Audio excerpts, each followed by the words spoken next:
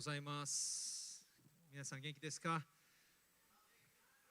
御言葉を受け取る準備できていますか？アメン。ハレルヤ。神様は良いお方です。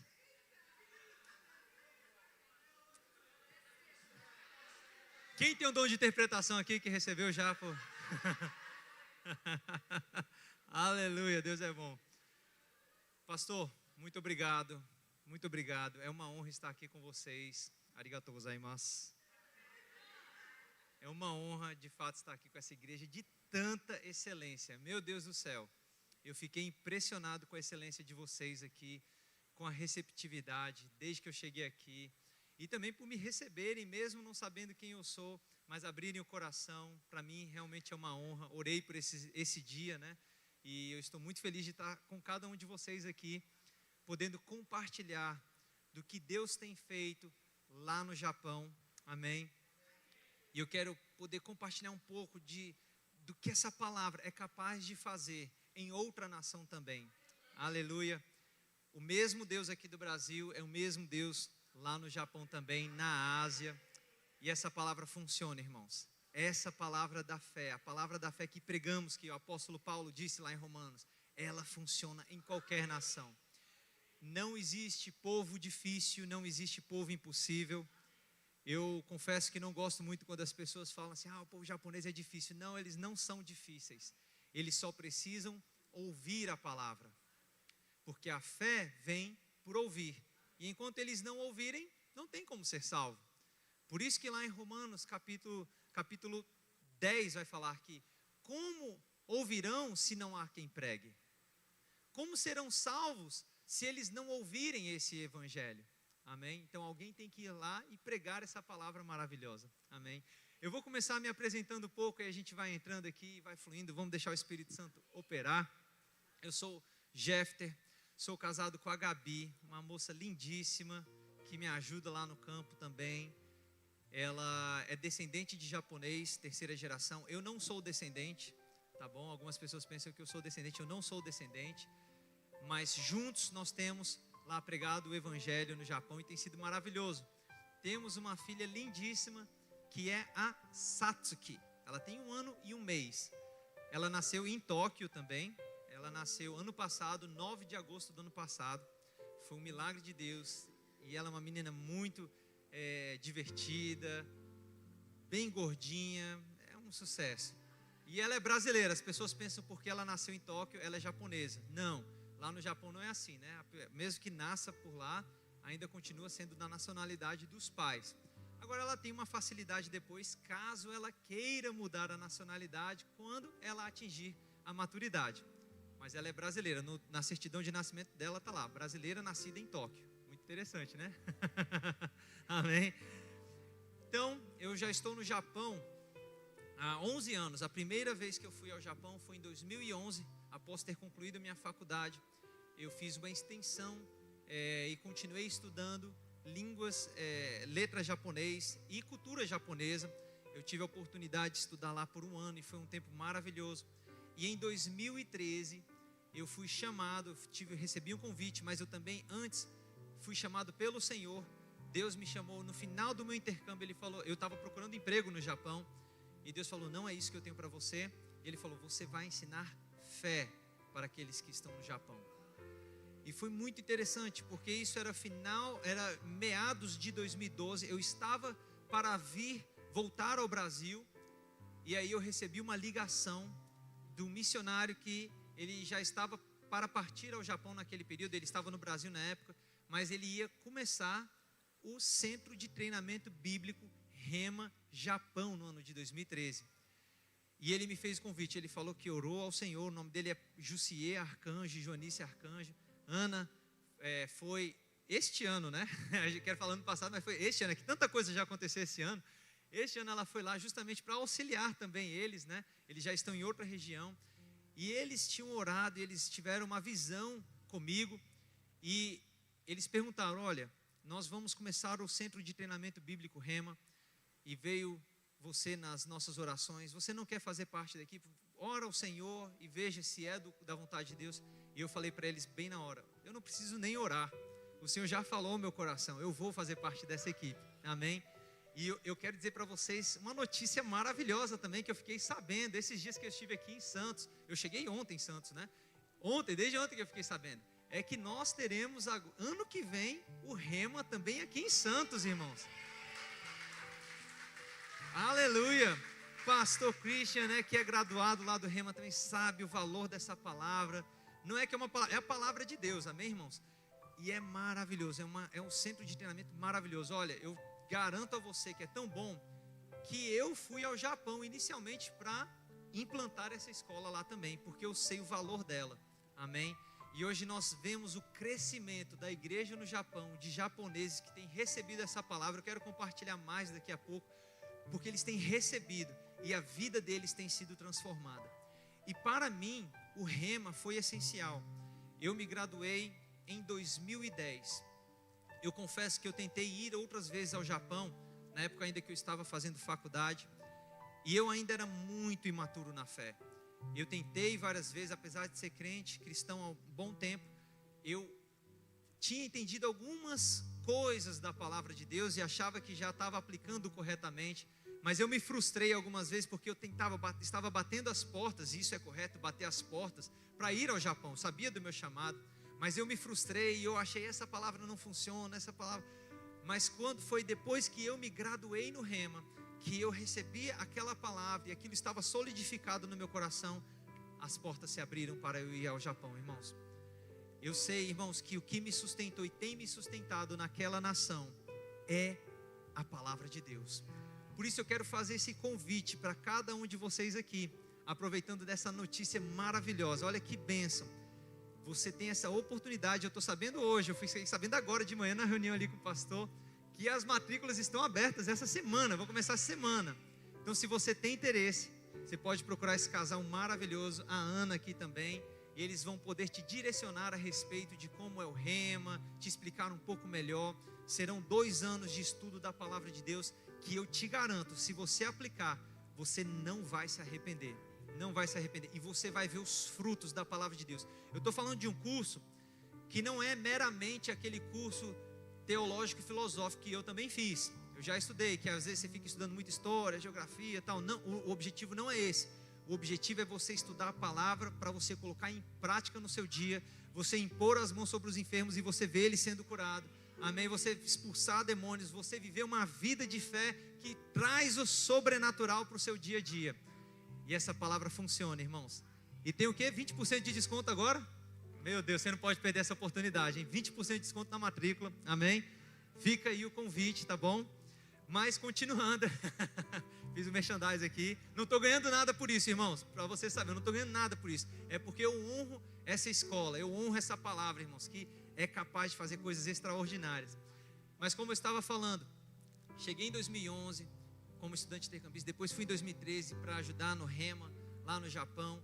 Hoje eu pude participar da implantação de outras 2 igrejas, que é a igreja que eu faço parte, o Verbo da Vida também, auxiliei. Hoje nós temos igreja na província de Aichi. Alguém já foi ao Japão aqui? Além da Ana? Não, ninguém mais, né? Eu vou falando dos nomes aqui e vocês vão sair falando de japonês hoje, amém? Mas é a província de Aichi, que fica mais ou menos 5 horas e meia de distância de Tóquio, onde eu moro. Temos uma igreja lá que foi a primeira igreja que implantamos, graças a Deus, com o pastor Jussier, que está lá, que foi o primeiro diretor do Rema, e sucesso, estava avançando muito a igreja. Hoje eles estão tendo um problema santo lá, que o local que eles estão alugando, que eles alugam semanalmente, não está nem comportando mais as pessoas, está tendo umas 60, 70 pessoas, e o lugar é para 40, 50 pessoas, eles precisam de um prédio, vamos orar por eles, amém? Temos outra igreja que fica na província de Yamanashi, que talvez vocês tenham uma noção. Vocês já viram aquele Monte Fuji, aquele vulcão que tem lá no Japão, bem grandão, enorme, né? O Monte Fuji, fica nessa província. Eu morei lá por 6 anos, e foi lá que funcionou o Rema, né? Eu morei lá por 6 anos, ajudando na igreja também. E sabe uma curiosidade, esse Monte Fuji, ele é um vulcão que está ativo, porém adormecido, graças a Deus. Fala que ele entra em erupção a cada 300 anos, e a última vez que ele entrou em erupção foi 300 anos atrás. Mas pode ficar tranquilo, irmãos, eu tenho paz no meu coração de que ele só vai ser despertado após o arrebatamento. Então, eu já fica o aviso, Está muito perto do arrebatamento. Amém? Nos 7 anos de tribulação, quem ficar aqui, misericórdia, vai ser terrível. Porque quando aquele monte explodir, é terrível. Não sei se vocês já ouviram algum documentário de quando esses grandes, enormes vulcões, né, entram em erupção, eles afetam até a órbita da Terra, de tão poderoso que é. Que ele entrar em erupção afunda metade do Japão, acho, né? De repente, com terremoto e tudo mais. Então, irmãos, nós precisamos pregar essa palavra, amém? Para que o máximo de pessoas possam ser arrebatados e a gente se encontrar lá nas bodas do Cordeiro. Oh, glória a Deus. Aleluia. Amém. E Deus me deu uma direção junto com a nossa equipe de em 2018. Deus me deu essa direção, né, mais ou menos em 2018, 2017, 2018. Mas em 2019 nós implantamos o Verbo da Vida em Tóquio, que em japonês é Tokyo Inochi no Kotoba Kyokai. Aprendeu? Pegou? E é uma igreja para alcançar japoneses, irmãos. Nós temos alcançados japoneses. Eu prego em japonês, inspirado pelo fundador do nosso ministério, que é o apóstolo Bud. Apóstolo Bud, quando ele veio ao Brasil, ele não falava nada de português. Ele e Mama Jane, que é a esposa dele, né? Eles não falavam português. E eles começaram a aprender português até na época vendo novela, televisão. Depois que ele começou a entender o que era novela, ele falou, não vejo essa porcaria não. Mas ele aprendeu português dessa maneira e pela fé, irmãos. Ele pregou em português e quando você vê ele pregando em português, você fica admirado. Como que alguém que não teve nenhum ensino pode aprender o português daquela maneira? E ele pregou e ensinou a palavra de Deus em português. E eu, inspirado pela vida dele, Deus falou comigo, Jefter, você estudou japonês, não é nem como ele, você estudou japonês, eu estudei na faculdade e tudo mais. Você vai pregar em japonês e você vai pregar em inglês. E a gente faz pela fé, irmãos. Não é pelo perfeccionismo, mas é pela fé. Sabe um grande problema que trava as pessoas? O perfeccionismo. Elas não andam em fé por causa desse perfeccionismo. Elas esperam o quê? Um momento perfeito. Quando eu tiver com um japonês fluente, assim, que todo japonês olha para mim e fala, nossa, que japonês bonito, você não erra nada, aí eu vou pregar. Isso, irmão, vai demorar muito então, talvez leve a vida toda. Muitos missionários, muitas pessoas que têm chamado missionário não estão indo ao campo ainda porque esperam o quê? Quando eu tiver tantos % na minha conta bancária, né, aí eu vou fazer a missão. Irmão, não funciona a fé assim. A fé funciona quando você dá o passo e aí o mar vai se abrir. Não é assim? Isso é fé.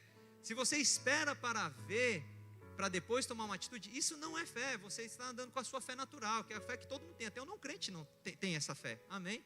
Esperando coisas acontecerem para ele realizar alguma coisa. Agora a fé verdadeira que vem de Deus é a fé que anda do coração. Você crê antes de ver o resultado. E à medida que você faz, as coisas acontecem. Amém? E foi assim, Deus falou comigo, prega em japonês. E eu comecei a pregar. E hoje, irmãos, eu fico admirado com a unção e a graça de Deus de eu ter que pastorear japoneses, eu sendo um brasileiro, pastorear japoneses, e às vezes estava num gabinete que eu tinha esse medo, eu falava, meu Deus, e quando eu tiver um gabinete com japonês, como é que vai ser? Para entender o que ele está falando e poder explicar ainda e pastorear o rapaz, que às vezes tem uns assuntos que são complexos, e Deus, a graça de Deus nos ajuda em todas as coisas. Amém. Já pastoreei algumas figuras lá e graças a Deus avançaram, tem avançado. Amém. E é possível, irmãos. Eu estou falando tudo isso para encorajar a sua fé, mostrar para você que você já tem palavra e que com essa palavra que você tem, você pode fazer tantas coisas.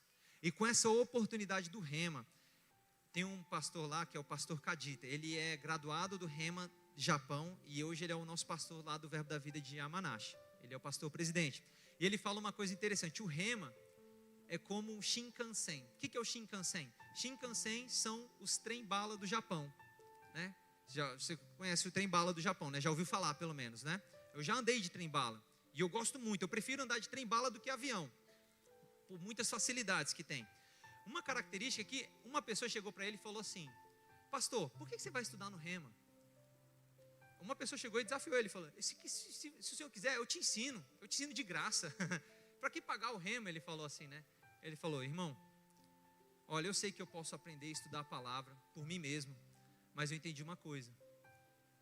É a mesma coisa, eu posso sair aqui de Yamanashi até Tóquio andando. Eu vou chegar lá, mas vai levar mais tempo. Agora, eu posso pagar um pouco mais, pegar um trem-bala e estar em questão de minutos ali. Amém? Você está comigo? Irmão, vai ser uma turbinada na sua vida de palavra. É isso que o Rema faz. Você pega o trem bala e foi isso que aconteceu comigo. Aquilo que demoraria talvez 15 anos de crescer. Não estou nem exagerando, 15 anos talvez. Isso se eu tivesse uma vida consagrada mesmo. Aquilo que demoraria 15 anos eu aprendi em 2 anos, irmãos. Graças a Deus pelo Rema. Amém? Estamos avançando, graças a Deus, graças a Deus. Eu quero mostrar o vídeo então da nossa igreja para você conhecer um pouco a nossa igreja, ver a carinha dos irmãos japoneses, ver como é que opera lá. Amém? Se puder, pode lançar o vídeo.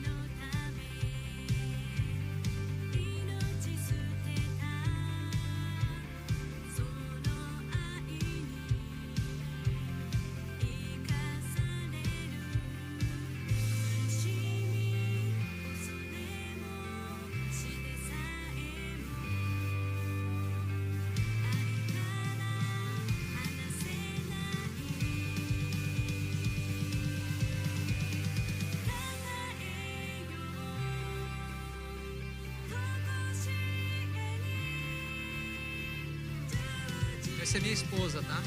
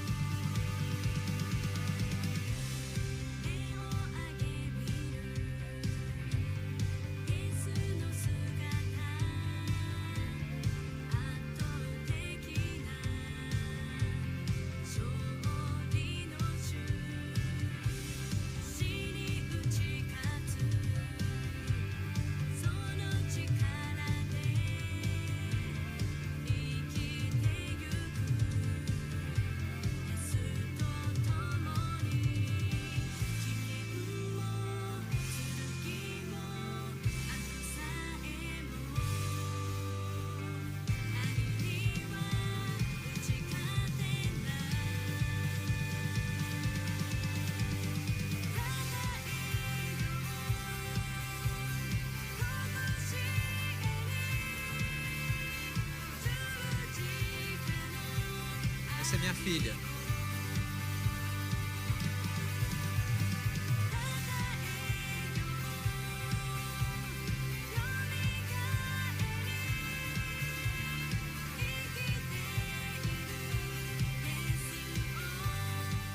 Esse é o logo, a marca da nossa igreja em japonês. Aleluia, Deus é bom. Irmãos, tem um marcador de página, eu liberei com o pastor, né? Esse marcador de página, ele tem o meu nome, tem da minha esposa também, tem nossas redes sociais, a rede social da igreja também. Ali vai ter um QR Code que ele direciona para um canal nosso no Telegram, onde nós postamos informações sobre o campo missionário, né, sobre o que está acontecendo ali. Nós colocamos nossos pedidos de oração também, tá? Tem também ali o nosso Pix, caso você deseje ser um parceiro nosso financeiro. Algumas pessoas perguntam sobre essa questão de parceria missionária. Eu quero te explicar um pouquinho. Eu deixo isso bem livre, para que você seja guiado pelo Espírito Santo de Deus e faça isso com o coração, amém? Missões a gente faz de 3 maneiras, isso você deve saber. Orando, contribuindo e indo, amém? Você pode fazer dessas 3 maneiras. Vai ser um prazer para mim, se você tiver o desejo de nos visitar lá no Japão, de passar uma temporada conosco, nos servindo. Vai ser um prazer. Eu estava combinando com o pastor aqui, ele está com esse desejo no coração de ir ao Japão. Eu já falei, por favor, venha lá na nossa igreja em Tóquio também, venha conhecer o nosso trabalho. Ana foi lá esse ano, foi maravilhoso. Ela vai voltar ao Japão ano que vem. E eu sei, irmãos, que Deus está fazendo algo extraordinário. Então, em relação a essa parte de parceria, eu quero deixar você livre no seu coração. Se você quiser se associar conosco de coração mesmo, nesse ministério, seja por oração ou seja financeiramente, isso é algo que você pode estabelecer com Deus, amém? Você pode contribuir mensalmente, bimestralmente, anualmente, ou quando você tiver oportunidade, ou ser um parceiro nosso de oração. Eu fiz de propósito, coloquei uma foto nossa, para que você coloque em algum local e lembre da gente e ore por nós, amém? Nós precisamos muito, muito, muito da sua oração mesmo. Eu vou explicar algumas coisas, por que eu preciso tanto da sua oração hoje aqui, mas é isso, irmãos. Se você desejar ter o meu contato do WhatsApp também, eu posso passar depois. Se você quiser pegar com a Ana, com o pessoal aqui do Verbo da Vida Santos, pode pegar, vai ser um prazer conversar com você. Só não me ligue durante a minha madrugada lá no Japão, pelo amor de Deus, tá bom? Que dia aqui é madrugada lá, agora aqui são 11h27 da manhã, lá é 11h27 da madrugada. O nosso culto foi 3 da madrugada aqui do Brasil, lá o nosso culto é 3 da tarde. Lá já está partindo do domingo para a segunda, né? Já tivemos o culto de domingo lá no Japão. E eu recebi uma maravilhosa notícia. Eu acordei com essa notícia hoje, eu fiquei muito feliz. Uma moça do Mianmar foi visitar a nossa igreja essa madrugada. Madrugada para a gente aqui lá, né? Essa tarde lá no nosso culto em Tóquio. Eu fiquei muito feliz, irmãos. Eu tenho orado pela Ásia. O nosso objetivo não é só o Tóquio. Tóquio eu vejo que é o ponto de partida. Nosso coração está para a Ásia, amém? Eu fiquei feliz porque ela veio de Mianmar. Esses dias eu tenho pensado muito em Mianmar, muito em Mianmar. Por quê? Mianmar é uma nação pobre, consideravelmente pobre, do Sudeste Asiático, mas é uma das nações mais budistas. É uma nação onde o budismo ele continua muito forte em relação às outras. As pessoas elas discutem o budismo no dia a dia. Então, para mim, eu tenho visto o Mianmar de uma forma diferente esses dias. E eu fiquei muito feliz porque essa moça é cristã. Ela encontrou a nossa igreja e ela foi nos visitar. E ela conversou lá com o pessoal e falou que quer voltar mais vezes à nossa igreja. Irmão, fiquei muito, muito feliz mesmo com essa notícia. Porque Deus está fazendo coisas extraordinárias. Olha, quando eu vim aqui ao Brasil, no primeiro culto que eu estava ausente lá do Japão, veio nos visitar um irmão israelense, irmãos, de Nazaré. Ele encontrou a nossa igreja e foi lá nos visitar em Tóquio. Meu Deus, o que Deus está fazendo, irmãos? Antes de eu vir para cá, veio outro japonês nos visitar. Eu sei que Deus está fazendo alguma coisa extraordinária, amém? Então tá aí, o marca-página para você, tá bom? Se você desejar mais um, não tem problema, é só pedir ali também. Eu creio que tem mais. Mas entre em contato com a gente, vai ser um prazer poder conversar com você. E quantia também, olha, seja livre no seu coração, R$1, R$2, o que for, né? Eu vejo assim que quanto mais a igreja se envolve em missões, isso não só para mim, irmãos, eu estimulo você a ter um missionário no seu coração, né? Se não for eu, tudo bem, mas tenha um missionário no seu coração para você ofertar, para você orar. Eu tenho 2, eu não falo isso com orgulho, eu tenho 2 que eu oferto mensalmente para eles, mensalmente. O meu desejo é ter mais um ainda, estou orando por isso, uma direção de Deus, porque é tão bom, irmãos, é como foi dito aqui, quando a gente oferta, quando a gente abençoa, Deus vai nos abençoando mais e mais, vai aumentando, porque prosperidade bíblica é assim, a prosperidade da palavra de Deus é assim, ela não é como uma represa, não, ela é para ser como um rio que vem passando por mim e vai alcançando outros, e vem mais, quanto mais, amém? Irmão, fique pronto, porque essa igreja aqui vai prosperar muito. Eu sei que tem pessoas que têm resistência, isso é teologia da prosperidade, não, isso é palavra de Deus, irmãos. Deus ele quer te enriquecer. Lê lá 2 Coríntios capítulo 8, versículo 9. Lê lá depois, ou agora, se você quiser. O que diz aí? Ele está falando, olha, que Cristo ele se fez pobre para que nós fôssemos ricos, irmãos. Amém? E por que isso? Justamente por causa desse trabalho intenso, missionário dos últimos dias. Nós já estamos nos últimos dias, irmãos. Aleluia. Abra a sua palavra lá em 1 Coríntios capítulo 16. 1 Coríntios capítulo 16, versículo 8 e 9. O pastor compartilhou comigo que hoje é jejum, vai até às 6 horas da tarde o culto. Brincadeira, irmãos, brincadeira. Eu vou buscar terminar no horário porque eu quero vir mais vezes aqui, amém? Tem que causar uma boa impressão no primeiro culto, né? Senão, brincadeira. 1 Coríntios capítulo 16, versículo 8 e 9. Diz assim, isso aqui é o apóstolo Paulo falando: ficarei, porém, em Éfeso até ao Pentecostes, porque uma porta grande e oportuna para o trabalho se me abriu. E ele diz ainda, completa, e há muitos adversários. Amém? Quando nós implantamos a nossa igreja, Verbo da Vida, lá em Tóquio, a palavra que Deus deu ao meu coração foi justamente essa: uma porta grande e oportuna foi aberta para nós. Aquilo veio como uma palavra revelada para o meu coração. No momento que eu ouvi isso, eu entendi: Deus, Ele está abrindo para nós uma porta para a pregação da palavra em Tóquio, que não vai alcançar apenas aquela cidade, mas vai alcançar as nações da Ásia. Eu sei, irmãos, que nós vivemos hoje numa realidade no Brasil que é maravilhosa e talvez você nem esteja tão atento a respeito disso. O que você tem visto na sua igreja, essa atmosfera da presença de Deus, o que você tem visto no Brasil de termos tantas igrejas, não sei quantas igrejas nós vamos ter aqui nessa comunidade, isso, irmão, não é uma realidade em outros países da Ásia. E eu não quero que você assuma o que você vê aqui na sua igreja como algo comum, algo qualquer. Eu vou para a igreja, não, vou acompanhar online. Hoje as pessoas estão até acomodadas com as facilidades que nós temos dentro da igreja. Irmãos, a gente tem que valorizar muito a palavra que nos é pregada, porque existem pessoas sedentas e famintas na Ásia, clamando por essa palavra que você ouve com tanta abundância, com tanta facilidade, e eles não têm acesso ainda. Para te passar alguns dados, na Ásia hoje, nós temos metade da humanidade vivendo no continente asiático. Temos 5 continentes. O continente asiático é metade do mundo, gente. Está comigo? São mais de 3,5 bilhões de pessoas. Mais de 3, até perdi os dados, é muita gente. Hoje o país mais populoso do mundo é a Índia, seguido por China, que são países asiáticos. Agora, um outro dado que vai te impressionar é que, dentre 10 pessoas na Ásia, apenas uma conhece um cristão. Outras 9 pessoas da Ásia, elas não têm contato com cristãos. Perceba que uma desses 10, eles conhecem o cristão. Não estou falando que são cristãos. Eu não disse são evangélicos, eu não falei isso. Eu estou falando de pessoas que têm acesso a pessoas que conhecem sobre Jesus, sabem sobre Jesus.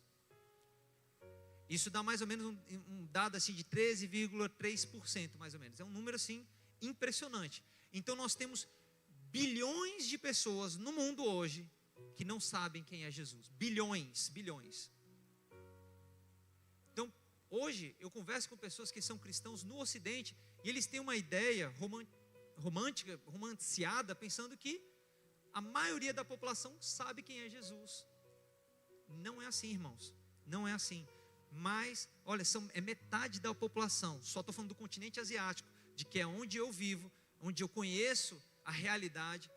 Pessoas que não sabem quem é Jesus, pessoas que nunca foram evangelizadas, nunca ninguém chegou até elas e pregou sobre Jesus.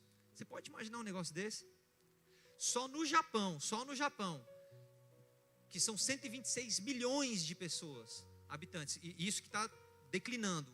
Alguns 8, 9, 10 anos atrás eram 130 milhões e a população está declinando. Hoje já são 126 milhões, porque está ficando uma população muito idosa e pouquíssimas crianças nascendo.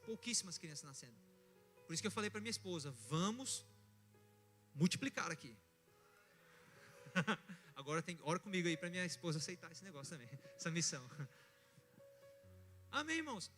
126 milhões de pessoas e apenas 1% da população se considera cristão. 1%. Deixa eu destrinchar para você um pouco mais esses dados. Dentro desses 1%, para a cabeça do japonês, quando você fala que é cristão, eles assumem que você pode ser ou cristão evangélico, ou cristão católico, ou testemunha de Jeová, ou mórmon, ou de qualquer seita que fala de Jesus. Pronto, isso é cristão para eles. Eles não têm distinção do que é cristianismo. Para eles perguntam muitas vezes: você é padre? Eu não, eu sou pastor de uma igreja protestante. Eu tenho que explicar para eles, porque não faz distinção. Para eles tudo é o mesmo pacote. Se você for considerar dentro desse grupo de 1%, destrinchar um pouco mais, aí você vai ver que 0,58% são cristãos evangélicos. 0,58%. Irmãos, isso é grave. nós temos muitas pessoas para serem alcançadas ainda naquela nação. Tem milhões e milhões de pessoas que não são evangelizadas, não foram evangelizadas ainda. Tóquio é a maior metrópole, uma metrópole com maior concentração de pessoas do mundo. Temos 38 milhões de pessoas na região, considerando a região metropolitana de Tóquio. Eu estou no centro de Tóquio, morando lá no centro. A nossa igreja fica numa parte mais central de Tóquio. Mas temos 38 milhões de pessoas naquela região. E apenas ali 0,4% são consideradas cristãos. E aí você vê toda aquela mistura, né? De cristão católico, protestante, testemunho de Jeová, mórmon e tudo mais. Então, irmãos, nós temos ainda muitas pessoas para serem alcançadas. E eu falo tudo isso, irmão, porque eu estou chamando você à responsabilidade. Hoje, nessa manhã, eu quero te chamar a sua responsabilidade, porque esse trabalho não é um trabalho só de um missionário. Nós não somos heróis, né? Essa mentalidade heróica, que é um missionário desbravador. Não. Esse é um trabalho da igreja do Senhor. Não é uma placa denominacional também, é a igreja do Senhor, irmãos. É o trabalho do corpo de Cristo. Nós, como corpo de Cristo, nós temos essa responsabilidade de fazermos alguma coisa em relação a isso. Porque se nós considerarmos que, na época de Jesus, ele levantou 12 homens, e esses 12 homens, em alguns séculos, eles causaram uma grande revolução mundial. Está comigo? Aqueles 12 apóstolos, levantados pelo Senhor, eles causaram uma grande revolução. Aí depois vem o apóstolo Paulo ainda. E olha o trabalho maravilhoso que ele fez. Só Paulo, quantas nações foram alcançadas pela vida de Paulo? Se passa 2000 anos após Cristo ser ressurreto. E por que ainda não alcançamos toda a humanidade? Por que existem ainda tantas pessoas que não ouviram sobre Jesus ainda? Por que há tantas pessoas que nem têm acesso ao Evangelho ainda? Talvez porque temos hoje uma igreja ainda conformada e que está numa zona de conforto. Apesar da prosperidade das nossas igrejas no Ocidente, apesar do avanço tecnológico, por que ainda não temos tido esse acesso a essas outras nações? Então eu estou chamando todos nós a essa responsabilidade, irmãos. Eu estou lá, naquela nação, como na linha de frente, mas eu sei que a igreja, tem pessoas, e eu sou muito grato a cada pessoa que tem orado por mim, segurado as cordas, porque eu sozinho não aguentaria a pressão que é ficar ali. Então eu preciso do apoio da igreja, eu preciso de pessoas que seguram a corda e me sustentam lá, amém? E quantos outros missionários estão fazendo esse trabalho? Eu não sou o único, existem outros. Então precisamos pregar esse evangelho. Eu fui para o Camboja, vocês conhecem o Camboja? É um país também na Ásia, né? O Camboja, que ele fica ali entre Vietnã, Tailândia, faz divisa ali, né? Entre esses países. Eu passei lá no Camboja. O Camboja é um país lindíssimo, de uma natureza muito linda, mas eles sofrem muito por causa do governo comunista, da ditadura que teve lá. O ditador doidão matou todo mundo, muita gente, ele matou muita gente mesmo. E hoje é uma população que tem muitas crianças. A maior parte da população é abaixo de 20 anos de idade, porque ele matou muita gente. Então ele matou vários intelectuais do país. Então é uma nação bem jovem, com muitas crianças também, mas muito pobre, muito carente. E uma das coisas terríveis que acontece lá e que me moveram a estar no Camboja é o tráfico de crianças. O tráfico sexual de crianças é terrível naquela nação. Eu fui lá. Nós temos uma missionária, a missionária Jussara. Depois você pode pesquisar, se você me manda uma mensagem, se você quer conhecer mais também sobre esse trabalho. Ela está lá naquele campo, né? Ela é uma guerreira, uma mulher heróica mesmo, assim, incrível o que ela faz, onde ela vive, com aquelas condições assim precárias, de infraestrutura precária, num país onde a corrupção é muito pior do que o Brasil. Eu vi lá, é terrível. Corrupção lá, o cara para o seu carro, quer cobrar um dinheirinho assim, descarado mesmo, policial lá, tudo. Assim, a corrupção é terrível lá. Eu fui naquela nação, estive com ela servindo, eu fiz um documentário, num celular assim, tá? Meu documentário bem amador mesmo. Mas está no YouTube, se você quiser pesquisar depois, é documentário do Camboja, aí é Pés Descalço o nome. Se você colocar assim, documentário Camboja, Pés Descalço, é porque eles andam sem calçado lá no Camboja, né? A maioria das vezes assim na vila, tal, eles andam descalços. Aí eu fiz esse documentário, uns 20 minutinhos, contando um pouco desse trabalho dela, que ela fez ali, contando um pouco da realidade do Camboja. Você pode ver no YouTube depois, é fantástico, vai falar muito ao seu coração também. Mas irmãos, eu passei com a Jussara ali, e quantas pessoas não sabem quem é Jesus naquela nação? Muitas. Eu fui nos vilarejos lá no canto, que a gente foi fazer uma espécie de era um questionário que ela tinha que fazer, um levantamento de dados, porque lá no Camboja é proibido evangelizar. Mas ela foi fazendo esse levantamento de dados e conversando com as pessoas. Tinha uma senhorinha lá, bem velhinha assim, banguela até. E ela falou assim: a senhora já ouviu falar sobre Jesus? E ela nunca tinha ouvido falar sobre Jesus na vida dela. Aí eu olhei para a missionária de sala, ela olhou para mim, e a gente falou: tem que evangelizar ela, tem que falar de Cristo, porque a gente não sabe que próximo dia se ela vai ver ou não. Um risco, porque lá é proibido. Se eles denunciassem a gente, era um risco. Mas ela foi lá e ousadamente pregou o evangelho para aquela senhora, e ela recebeu Jesus, irmãos. Então tem pessoas, irmãos, que estão correndo risco de vida para pregar o evangelho, correndo risco de ser preso, correndo risco às vezes não por causa de uma perseguição, mas às vezes por causa da infraestrutura do local, como o Camboja, que não tem infraestrutura. Ela já passou por várias situações. A missionária Jussara, eu chamo ela de minha mãe cambojana. Eu amo muito ela é minha mãe cambojana. Tenho muito respeito mesmo pela vida dela, porque o trabalho que ela faz é maravilhoso. E a minha visão, meu coração é para a Ásia, Se você andar comigo, eu vou te convencer que, se você falar para mim: não, eu quero ir para os Estados Unidos, eu vou falar: é Ásia mesmo, vai para a Ásia. Porque eu sou assim, eu respiro isso. É porque é meu chamado também, amém? Mas eu entendo a necessidade que nós temos de pregar o evangelho ali. E Deus nos abriu uma porta em Tóquio. Tóquio é uma cidade que influencia toda a Ásia. Ana esteve lá em Tóquio, ela ficou impressionada. A Ana parecia uma criança assim, que estava no parque de diversão.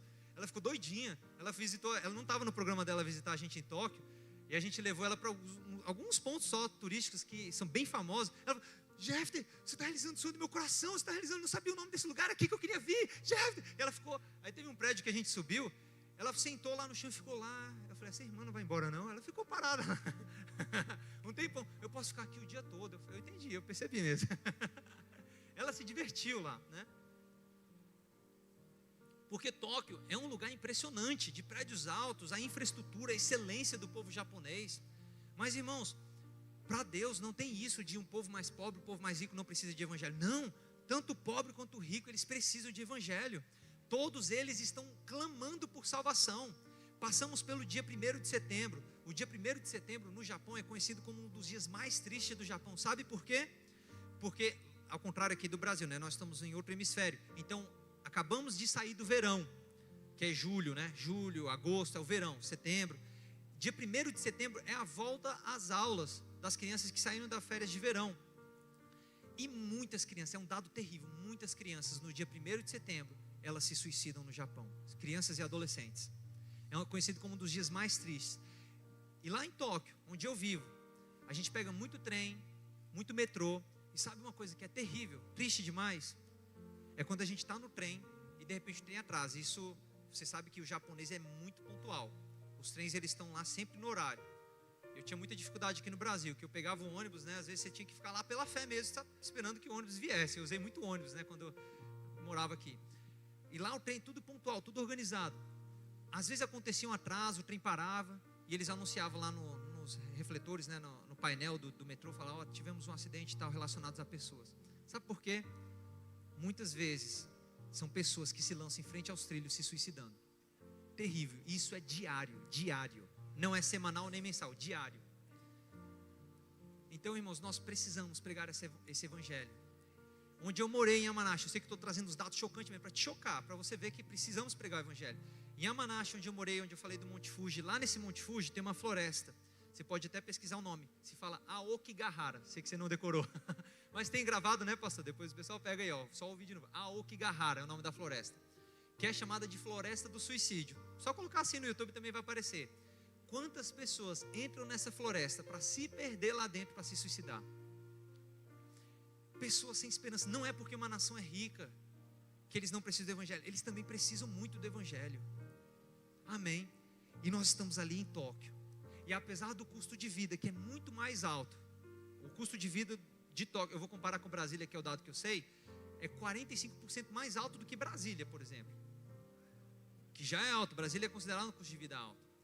Então você vê, e nós estamos ali naquele lugar, pregando o evangelho para aquelas pessoas. Eu queria poder contar o testemunho desses japoneses que vocês viram aqui, cada um deles, que é cada testemunho maravilhoso, de eles receberem a palavra e a vida deles serem transformados, eles nascerem de novo, irmãos. Por quê? eles só estão esperando alguém que pregue o evangelho. Então não é um povo difícil, é um povo sedento, é um povo com fome da palavra. Claro, nós temos que ser muito estratégicos em como vamos abordar esses japoneses. Porque lá não é como aqui no Brasil, que você aborda alguém na rua e já chega, e aí, já ouviu falar de Jesus? Você ama Jesus? Não é assim lá, né? É diferente. Eles não gostam muito dessa abordagem, não é comum para eles essa abordagem. É um outro forma cultural e tradicional de viver. Então, quando você entende a mentalidade, quando você entende o comportamento, e Deus te dá sabedoria e graça, você atinge o coração deles. Um trabalho que a gente desenvolve lá na nossa igreja, são as conversações de inglês, onde a gente atrai os japoneses para conhecerem a nossa igreja, porque muitos deles nunca foram para a igreja evangélica. Então eles têm medo e vergonha de entrar numa igreja, porque eles pensam, não, isso aí é coisa de estrangeiro, igreja é de estrangeiro, não vou entrar lá. E outra que eles têm aquela vergonha, eu vou entrar lá, não sei o que é, não sei o que eu vou fazer, né? Vai que me capturam lá, me roubam, querem me extorquir dinheiro, que eles pensam isso mesmo, sabia? Eles pensam que se entrar numa igreja vão roubar o dinheiro dele, vão pedir dinheiro, não sei o que, ele vai ficar preso lá, vai fazer uma lavagem cerebral. Então eles têm muito essa mentalidade. Então a gente tem que ir quebrando aos poucos, de maneira estratégica. A gente usa a conversação de inglês que é feita na igreja, a gente convida eles, e a gente não evangeliza diretamente, a gente só faz uma amizade com eles ali e fica conversando em inglês com eles. E através desse trabalho, eles conhecem o ambiente, eles chegam, aqui é uma igreja? É uma igreja. E muitos deles, eles recebem um panfleto nosso, um livro nosso, alguma coisinha ali. Eles mesmos criam interesse, eles vão vendo o ambiente e perguntam, por que tem um violão aqui? Não, é porque aqui é uma igreja, tem um culto, se você quiser vir, vem. Teve uma moça que ela veio e ela chegou na conversação de inglês e ela, depois da conversação, ela ficou olhando os nossos livros, que a gente tem uma prateleira lá, onde a gente coloca vários livros cristãos em japonês e Bíblia. E ela ficou olhando. Aí ela falou, eu posso pegar esse daqui? Eu falei, pode, leva a Bíblia. Dei uma Bíblia, dei uns livros lá para ela, pode levar para você. E o nome dela é Ai. Ai em japonês, não é de dor não, tá? Ai não, Ai significa amor em japonês. Aí ela ficou com aquilo, ela pegou a Bíblia e tal, e ela começou a acompanhar os nossos cultos online, porque a gente transmite os cultos online. Ela começou a acompanhar os cultos online, ela ficou assistindo, vendo. Ela ia para a conversação. E é engraçado, porque como que funcionava antes? Era assim, a gente tinha um culto e depois do culto tinha conversação de inglês, que a gente podia envolver o pessoal da nossa igreja junto também. Aí, o que eu fiquei sabendo depois? Que ela assistia os nossos cultos online, quando terminava o culto, ela ia lá para a igreja para participar da conversação de inglês. E ela ficou um tempinho assim, alguns domingos, né? Ela ficou ouvindo o culto online e indo para a conversação, até um dia que ela manda mensagem para a gente, ela fala assim, eu queria saber como que eu posso orar? Como que faz para orar? Na hora que ela mandou essa mensagem, eu falei para minha esposa, ela já é o fruto pronto, é só colher. Ela não quer saber como orar, ela quer receber Jesus. Irmãos, essa moça, ela chegou. Aí estava minha esposa estava aprendendo japonês, tinha uma outra irmã que estava traduzindo ela, e sentaram elas três, e ela começou a abrir a vida dela de uma maneira, ela começou a expor e falou, não, é isso. E aí ela recebeu Jesus e chorava. E as pessoas pensam que os japoneses são frios, que não choram. Ela chorou. E ela estava toda feliz como ela recebeu o Senhor na vida dela. Ela abriu coisas, porque o japonês, ele é muito reservado. Porque lá existe algo que eu não vou poder compartilhar com vocês, que é muito longo. Aí depois, quando vocês estiverem numa escola de missões, a gente tem a escola de missões Rema também, tá? Depois faz os 2 anos do Rema, tem a escola de missões, onde é ensinado sobre isso. Mas tem uma questão que é a cultura da honra e da vergonha. Então lá eles vivem dentro dessa cultura. Tem uns livros que você pode estudar sobre isso também, a cultura da honra e da vergonha. Então os japoneses, eles são muito envergonhados, muito diferente do Brasil. O nível de vergonha lá é outro nível mesmo. Ela tem coisas que ela não compartilhava nem com os pais e muito menos com o marido dela, que ela morava por anos, não sabendo. E ela, pela receptividade, pela abertura do coração dela, ela começou a derramar o coração dela coisas que ela estava guardada, por causa da palavra que entrou no coração dela, irmãos. E ela foi curada de questões físicas mesmo, que ela experimentou o poder de Deus. E foi lindo. E sabe, eu falo para o pessoal lá, que eu gosto de pregar para os japoneses que não conhecem nada da Bíblia. É o melhor povo para pregar esse. Porque, às vezes, é mais problemático para mim pregar para um japonês, às vezes, ou uma pessoa que já vem de outro contexto de igreja, que já conhece igreja, porque vem com um monte de ideia já formatada na cabeça. Mas é isso, não tem que ser assim, tem que ser assado. Não. Já vem aquele japonês assim, com aquela folha branca. todo aberto ao evangelho. Essa japonesa foi assim. Ela veio à igreja e eu já ensinei para ela, né, que as pessoas pensam, como é que você vai ensinar sobre batismo no Espírito Santo? Logo num dos primeiros cultos eu falei para ela, olha, tem o batismo no Espírito Santo também. Comecei a ensinar para ela, você quer? Ela falou, eu quero. E a gente pôs as mãos, aquela menina recebeu tanto poder que ela ficava... O outro pessoal ficou admirado, falou assim, como que ela recebeu tão rápido? Porque vem aquela folha em branco, irmãos, com sede, com fome da palavra, sem resistência. Amém? E é lindo, irmãos, é lindo pregar o evangelho para esse pessoal. É lindo, é lindo, é lindo, é lindo, é lindo. Teve um outro japonês que a gente pregou, foi online também. Ele, na época da pandemia, a gente não podia fazer os nossos cultos. Então, no Instagram, a gente fazia espécie de aulas demonstrativas do Rema online no Instagram, em japonês. Era inglês e japonês. E esse irmão acompanhou a gente por quase um ano. A gente fazia todas as terças-feiras à noite. Ele nos acompanhou. Na época ele não era crente. Eu conheci ele anos atrás. E por isso que eu convidei ele para participar. Esse rapaz jovem, para ele dormir, ele tinha que encher a cara de saquê todas as noites. Saquê é a cachaça japonesa. Tá? Ele não conseguia dormir se ele não ficasse embriagado, cheio da cachaça até ele dormir. Porque ele tinha um forte problema com sono. Quando eu conheci ele, ele era magrelo, branco, depressivo. E eu falei, cara, eu vou convidar esse rapaz para assistir online. Ele assistiu, ele acompanhou a gente por quase um ano. Quando foi o final do ano de 2020 para 2021, foi 2020, ele mandou uma mensagem, olha, Jefter, eu sou cristão. Eu já falei, eita, amém, eu sou cristão, eu quero me batizar. Ele foi o primeiro irmão que foi batizado na nossa igreja. E lá no Japão, todas as casas, a maioria das casas mesmo, tem o ofurô, que é aquela banheirinha, né? Eu acho que aquilo ali é estratégico de Deus para o avivamento que vai acontecer no Japão, irmãos. Aqui, graças a Deus, vocês têm um batistério aqui. Lá a gente não tem esse luxo ainda na nossa igreja, né? Do batistério. A gente sofre às vezes para procurar um local. A gente falou, rapaz, vamos batizar nos ofurô mesmo. E tem muitos japoneses, não só na nossa igreja, muitos japoneses estão sendo batizados nesses ofurôs. Eu sei que vai ter um avivamento tão poderoso que vai ser um bando de família sendo batizado nesses ofurôs, assim, ó, já está tudo pronto ali. Amém? Está acontecendo, irmãos. E a gente batizou ele no ofurô assim também. Vocês viram um irmão aqui também sendo batizado, né? Maravilhoso, irmãos. Estava no vídeo aqui também, né? Ele sendo batizado.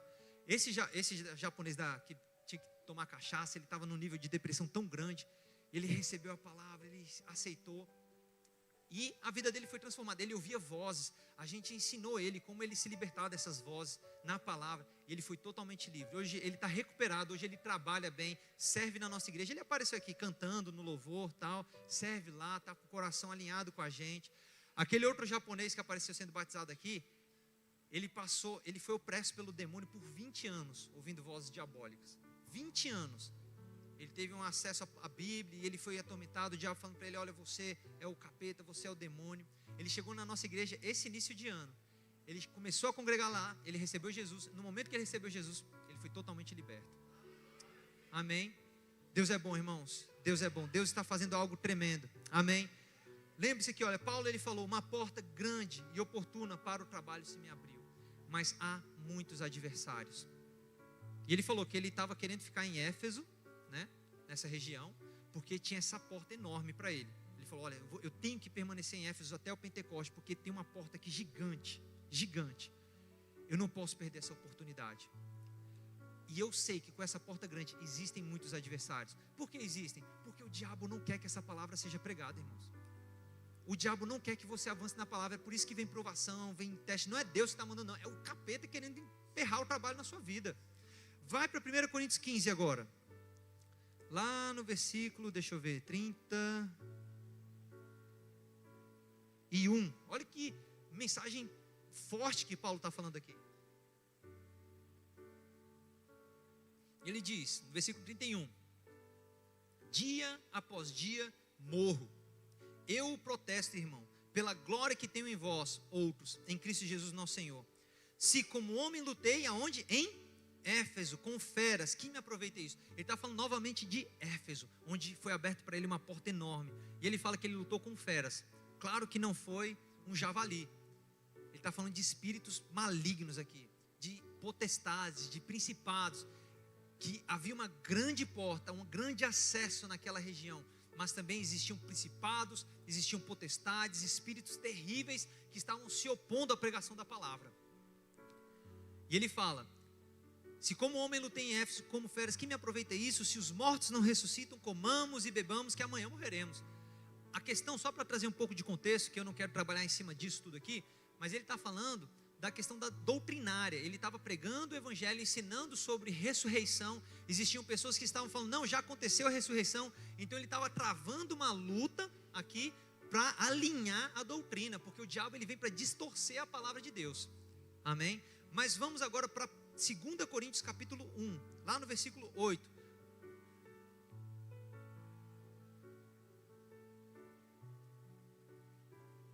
Paulo ele foi um dos maiores missionários. 2 Coríntios 1, versículo 8. Olha o missionário Paulo falando aqui. Ele diz: porque não queremos, irmãos, que ignoreis a natureza da tribulação que nos sobreveio na Ásia. Quando ele fala Ásia aqui, ele está falando da região de Éfeso. Ele está falando: não quero que você ignore a pressão que a gente passou lá na Ásia. Foi o bicho. Aí ele diz: porquanto foi acima das nossas forças, a ponto de desesperarmos até da própria vida. Você vê o que Paulo está falando aqui? Missionário Paulo, aquele que nos ensinou sobre fé, aquele que nos ensinou como andar em fé. Ele está falando: olha, chegou ao ponto de nós nos desesperarmos até da própria vida. Talvez, não sei se eu vou viver amanhã, não sei se vai dar para viver. A pressão que ele estava passando ali em Éfeso, na Ásia. Versículo 9: contudo, já em nós mesmos tivemos a sentença de morte, para que não confiemos em nós, e sim no Deus que ressuscita os mortos. Você percebe que é diferente. Ele estava desesperado, mas ele estava na posição de fé ainda. Amém? Não é porque você está desesperado necessariamente que você está na incredulidade. Nem sempre, irmãos. Eu sei que tem muitas pessoas que elas estão no nível das emoções, desesperadas. Ah, meu Deus do céu, aquele só choro. Só choro não move o coração de Deus. O que move o coração de Deus é fé, irmãos. Amém? Tem muito crente chorando. Não, isso não vai mover, irmãos. Deus não se move por necessidade. Ele se move por fé. É simples. Pensa aí, quantas pessoas estavam em necessidade no tempo de Jesus? Muitas. Agora, quantas pessoas receberam os milagres, a cura de Jesus? Aqueles que tinham fé. Simples. Pode ler a sua Bíblia. Está dizendo: olha, a tua fé te salvou, a tua fé te curou. Todo o tempo foi assim que Jesus operou. Não foi por necessidade.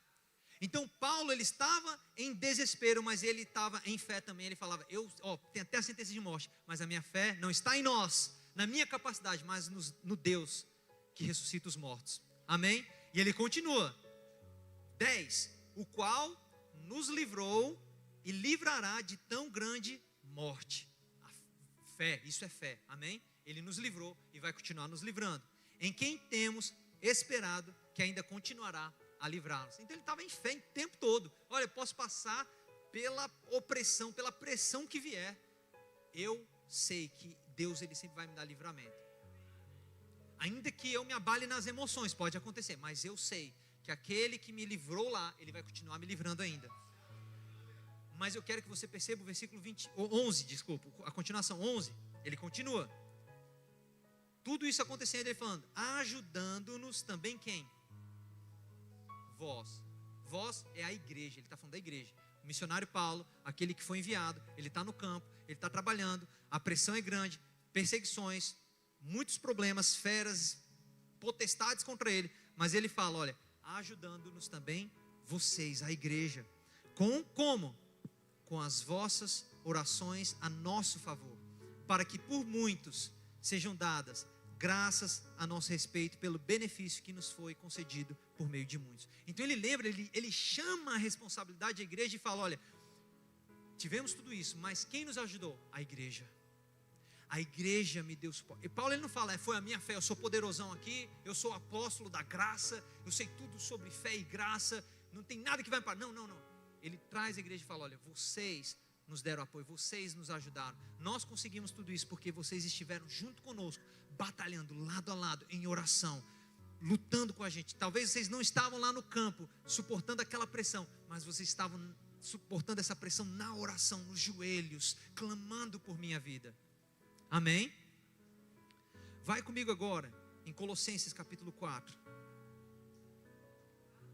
versículo 2.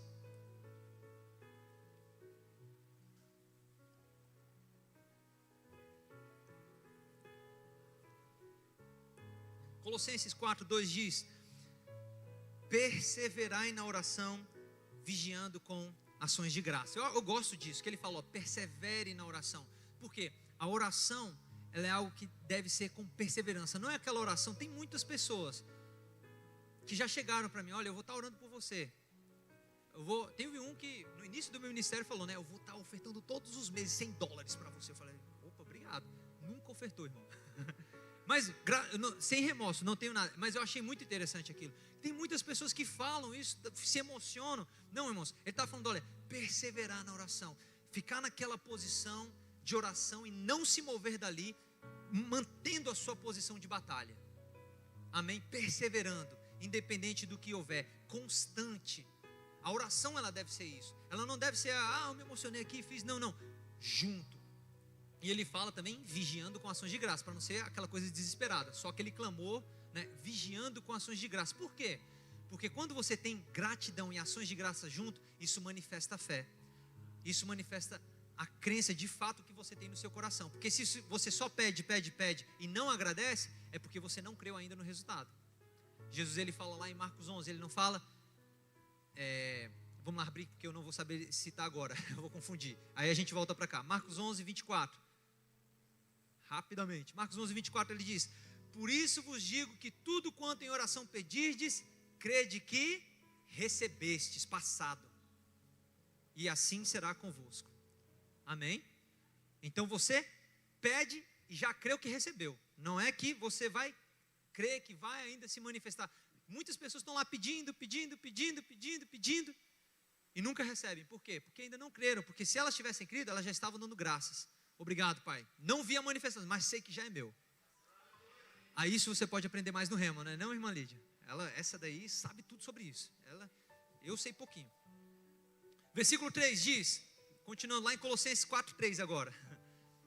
Amém? Diz assim, Paulo, o missionário, falando: suplicai ao mesmo tempo também por nós, para que Deus nos abra o quê? Essa palavra porta é a mesma palavra no grego lá de 1 Coríntios 16, a grande porta oportuna.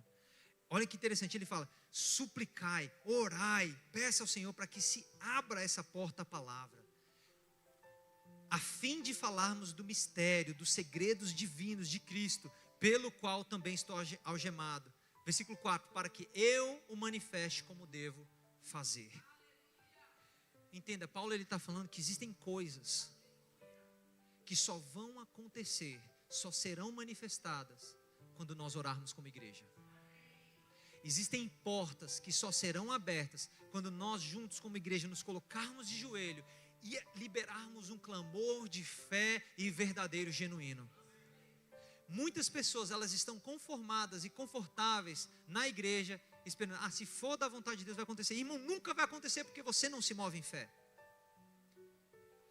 A igreja brasileira, eu vou falar isso muito sério, a igreja brasileira está parada muitas vezes porque querem colocar toda a responsabilidade para Deus. Você vê isso nas nossas canções. Senhor, se quiseres, faças isso, e a gente não faz nada. É tudo, Deus, se fores, faz. Não, você tem que tomar uma atitude de fazer. Eu vou fazer, vai acontecer. Ele falou: eu liberei sobre você, sobre a igreja, as chaves, a autoridade. Aquilo que você ligar no céu será ligado na terra. Amém? Aquilo que nós ligamos aqui, aquilo que nós ligamos aqui na terra é ligado lá no céu. Ele nos deu a autoridade para nos movermos. Ele nos deu o nome de Jesus. Está na nossa responsabilidade agora. Tem coisas que só vai acontecer na sua vida quando você se curvar diante do Senhor, se posicionar em oração e clamar a Ele e orar em línguas e gerar isso no Espírito e permanecer nessa posição de perseverança até que se manifeste, irmão. Amém? Coisas não estão acontecendo na sua vida porque você não está orando ainda como deve orar. Você ora uma vez e parou. Mas não acontece porque nós precisamos como igreja nos consagrar. Amém? Irmãos, eu quero chamar você. Tem coisas que Deus quer fazer lá na Ásia também. E E eu estou passando pelas igrejas, irmãos. Eu saí lá, olha, o custo foi alto da passagem agora. Não me importo, porque eu precisava passar essa mensagem para as igrejas do Brasil. Precisamos orar pela Ásia. Precisamos orar pela Ásia. Precisamos abrir uma porta. Tem uma porta lá. Nós já estamos lá em Tóquio, irmãos. Se você se unir conosco, comigo, em fé, eu já estou lá, posicionado. Deus me deu a autoridade, o aval dele, a unção dele para estar naquele lugar, irmãos. E eu sei que ele quer fazer algo extraordinário para alcançar a Ásia. Eu sei que juntos como igreja, eu estou passando por todas as igrejas falando isso, para que nós nos envolvamos em oração e essa porta se manifeste lá naquele lugar e nós alcancemos muitos asiáticos, amém? E eu sei, irmãos, que só pelo fato de eu já ter passado em algumas igrejas, nós já estamos vendo resultados. O israelense que apareceu lá, a moça do Mianmar, isso não estava acontecendo, irmãos. Isso não estava acontecendo, está acontecendo assim, ó. E eu sei que isso é resultado de orações. Orações que estão sendo levantadas. Eu quero chamar essa igreja, Manaim Church, que eu sei que é uma igreja de oração. Eu sei que existem intercessores, eu sei que existem pessoas aqui que querem mergulhar mais fundo em oração. Eu quero convocar vocês a entrarem nesses níveis mais profundos, a saírem daquela oração só, Deus me dá, me abençoa, me dá meu carro. Irmão, tudo isso Deus vai dar. Mas Deus, ele quer te levar a um nível de oração onde você vai começar a interceder por pessoas que você nunca viu, pessoas que você nem sabe, e coisas vão começar a acontecer, irmãos. Esse é um nível de oração mais madura, onde você sai só do seu umbigo e você, existem coisas que Deus quer realizar. Amém? Está comigo? Vamos agora para o último versículo, amém? Glórias a Deus, aleluia. Romanos capítulo 15, versículo 30.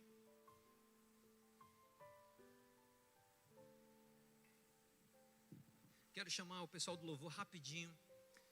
Já que estamos falando, estamos nessa atmosfera. Eu estou percebendo uma atmosfera aqui poderosa de oração. Estou vendo uns irmãos que estão assim na cadeira. Vamos orar, vamos orar, vamos orar, vamos orar. Estou percebendo, tem uma irmã ali que está se tremendo já. Romanos 15, versículo 30. Eu vi a irmã está realmente se tremendo. Romanos 15, 30. Diz, olha só. Rogo-vos, pois, irmãos, por nosso Senhor Jesus Cristo e também pelo amor do Espírito, que o quê? Que luteis, amém? Está assim? Luteis. Como que nós vamos lutar?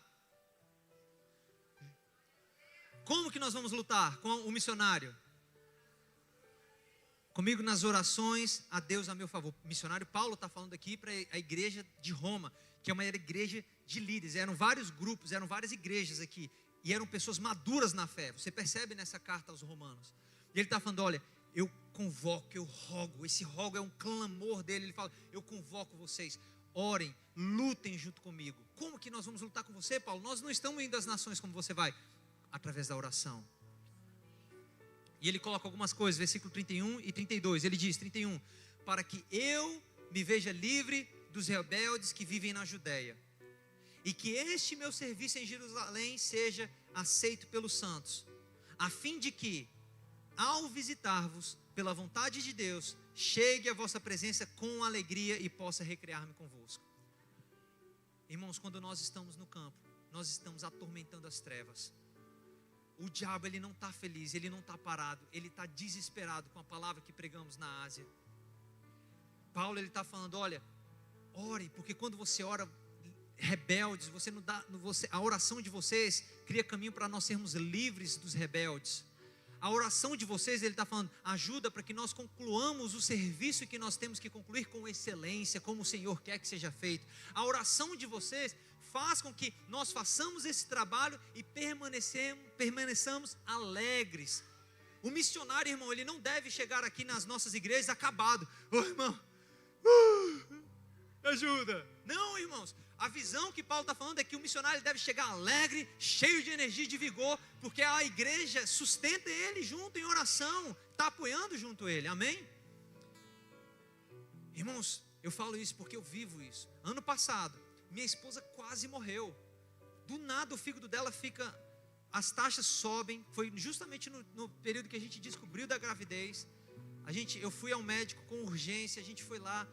E a gente viu as taxas e o médico falou, olha, o fígado da sua esposa está funcionando apenas 50%. Se chegar a 40% é risco de vida, a gente tem que internar hoje. Irmão, por que isso acontece? porque o diabo não está feliz não com o que a gente faz. Isso é obra do capeta, para parar o trabalho, mas ele não nos parou. Minha esposa está viva, o fígado dela funciona perfeitamente, minha filha está viva. Irmãos, quando a gente tentou fazer reforma lá do nosso prédio, 5 pastores, que eu vou encurtar a história, 5 pastores, eles se levantaram contra a reforma do nosso prédio, falando para um rapaz que ia nos ajudar, falando, não reforme o prédio dessa igreja, não ajude eles. 5 carnais, para não avançarmos do trabalho do Senhor, irmãos. Quantas circunstâncias e opressões o diabo tenta criar para que não haja avanço da palavra. Mas graças a Deus por cada irmão, sou sempre grato por todos os irmãos que eu acompanho, que me acompanham, né, no Telegram, no WhatsApp. Eu falo muito obrigado pelas orações, porque estamos juntos vencendo cada uma dessas batalhas gigantes, amém? E nós vamos continuar correndo essa carreira. Eu queria te convocar para ficar de pé, nesses poucos minutinhos, eu queria que a gente intercedesse